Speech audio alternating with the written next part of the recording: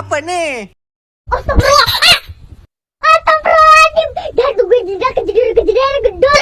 Astagfirullahaladzim. Kamu ini berdosa banget.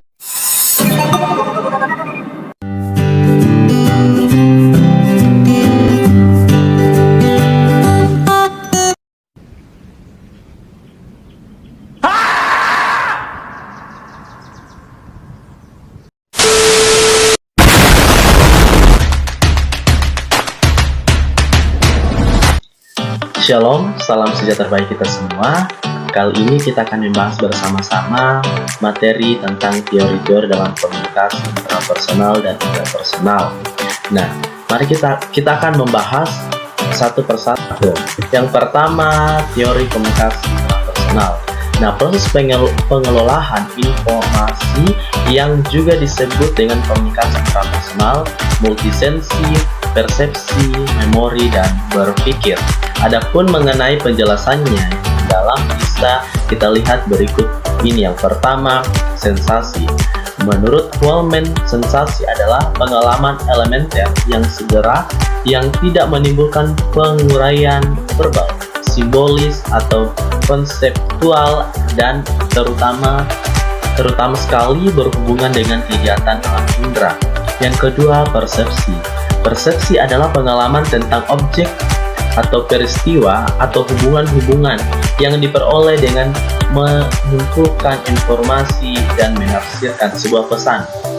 Yang ketiga yaitu memori. Memori adalah sistem yang sangat berstruktur yang menyebabkan organisme sanggup merekam fakta tentang dunia dan menggunakan pengetahuan untuk membimbing perilakunya.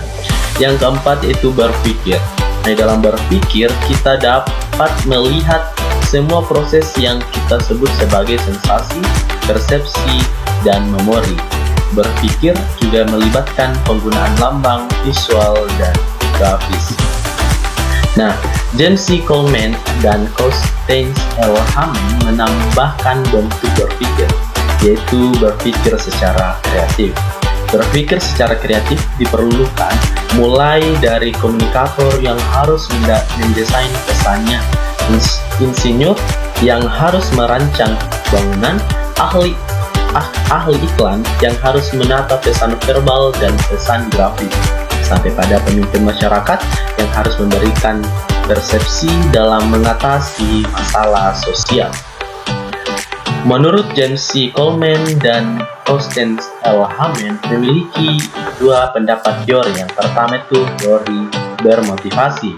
Nah, istilah komunikasi merujuk pada kondisi dasar yang mendorong tindakan hubungan dengan antara motivasi dan sebuah tindakan. Kondisi pokok yang mendasari keputusan untuk berperilaku dengan satu cara, tentu dengan perangkat teori menganggap kekurangan kebutuhan sebagai pendorong. Teori yang kedua yaitu teori defisiensi motivasi. Sebagai teori dari teori paling lazim mengenai motivasi merujuk kepada kebutuhan sebagai kekuatan pendorong perilaku manusia. Baik, yang kedua yaitu komunikasi antarpersonal. Komunikasi ini menjelaskan yaitu pergaulan manusia merupakan salah satu bentuk peristiwa komunikasi dalam masyarakat.